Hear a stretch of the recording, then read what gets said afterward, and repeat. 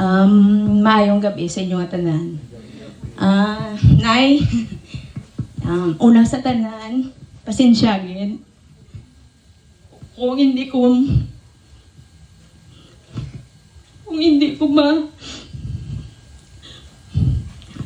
ma-fulfill ang imong ginambal sa akon, nga hindi ko magibi.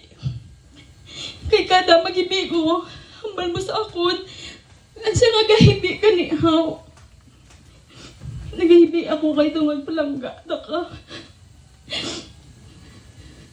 Di pasensya, Nay. Ambal ko, last ko ron itong hibi pagwasi mo sa pangirariya. Pero hindi ko ginamungga.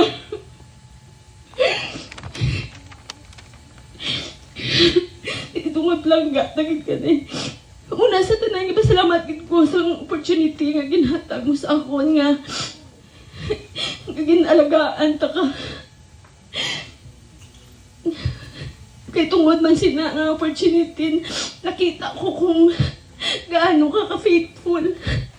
Tawag ko gani siya subong woman of faith.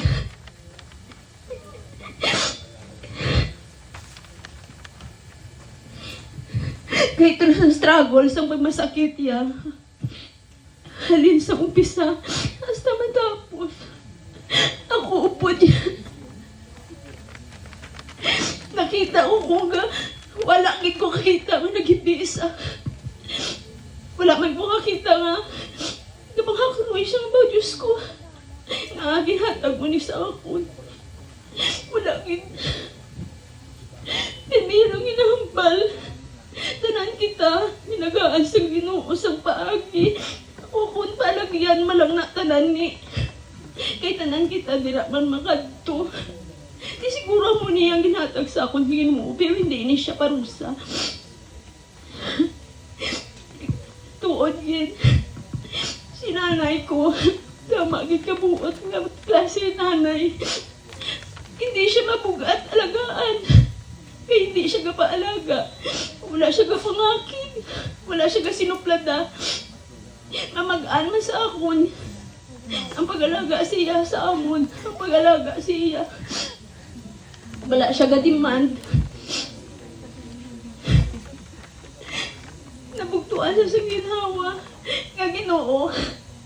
Ang ginasambit niya. Ang Maria. Hindi ka maghibi. Kaya hindi mo kumakadto sa diin kundi pagpod kong Ginoo. Nga mahibi ka.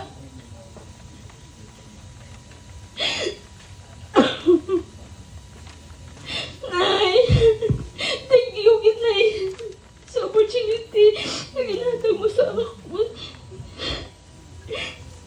Nga ginhalagaan ka.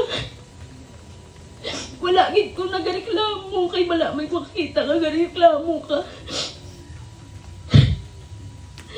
Salamat na kay ambal ko gani idol tagit ka.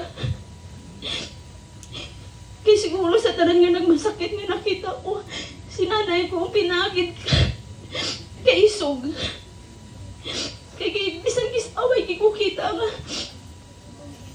surrender sa hasta lang gid siguro nga na nabugtuan na sa ginawa nga ambal ya. Mapahuway na ko ni. Ipangayon niya lang nga ni hindi mo ko pagbayaan. Which is gin-fulfill kung man hasta nga patay siya, wala ko siyang biyaan.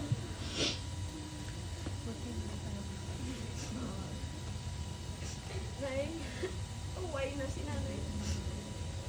Nabatong mo naman, ito muna. Ginawidan pa sa. Pero sa makita ko nga, si nanay ko ready. Alis ang pag-umpisa. Bisan wala kami una nalugit sa iya. Pero ang baliyang dino, wala ko kayo. Walaan ko. Sa last moment, ginagambal sa kanya nga dalo na mo siya sa ospital. Ano hindi yung pagdala. Kaya imbes na mapatay ko magwapa. Kaya mo nila sa ospital. Balaan ko man niya, wala na isang karecha. Wala nga, salamat dito. Kasi nanay, bisan mambal ka nga 2 weeks sa iya. Ay tungod. Kalmado na wala na sa pangakig. Ni minsan sa bilog ko nga kabuhi. Amo nito sa plada man sa ako nito kawakalan. Pero ni minsan wala dito kabadongan ng hakit ko sa iya. Kay tungod siya. So hindi kita nakagyan. Kaya hindi siya git tama gyud siya kabuot. Lagi siya problema.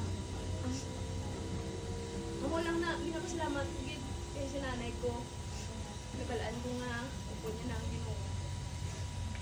Kay tungod sa last moment sa kabuhi iya. Ginoo ginagpod ko. Kaya mo gini salamat sa tanan sa mga upod ko. Kay tanan kami daw siya man ang reason nga ang faith man namon kagangamon nga banding ang upod.